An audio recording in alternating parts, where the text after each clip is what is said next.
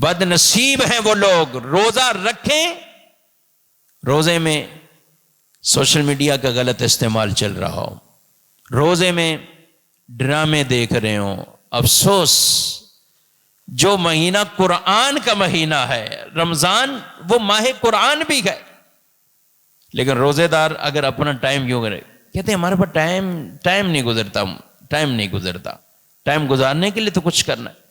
اب وہ ٹائم گزارنے کے لیے بعض فضول کام کرتے ہیں اور بعض گناہ کے کام کر رہے ہوتے ہیں، باقاعدہ اس میں لگے ہوئے ہوتے ہیں، اور کچھ ایسے ہیں کہ جو دن میں تھوڑا سا خیال کرتے ہیں، کہتے ہیں رات کو کر لیں گے یہ کام محمد رمضان کی راتوں کو۔ رسول اللہ صلی اللہ علیہ وسلم نے فرمایا میری امت اس وقت تک رسوا نہیں ہوگی جب تک یہ رمضان کا حق ادا کرتی رہے گی، رمضان کا خیال رکھے گی۔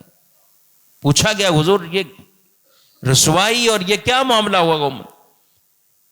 فرمایا رمضان میں حرام کاموں کو کرنا، اور وہ لوگ بھی جو دن کو نہ ہو تو رمضان کی راتوں کو ایسے کام کریں۔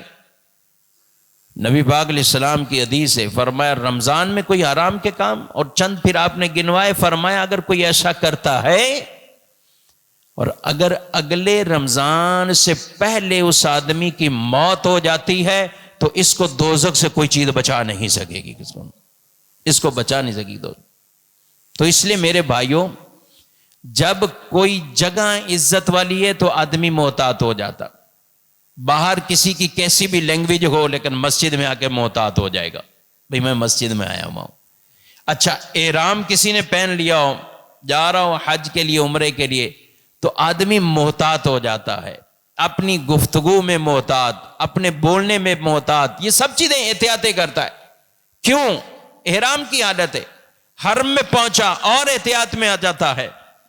اسی طرح جو ایسی مبارک راتیں ہوں یا مبارک دن ہو یا مبارک مہینہ ہو، ان کا بھی ہمیں قدر کرنی ہے میرے بھائیو، ان کا بھی کہ رمضان ہے، رمضان میں سے کا، تو اس لیے ان چیزوں کو ہمیں بطور خاص وہ نوٹ کرنا ہے اور خیال رکھنا ہے۔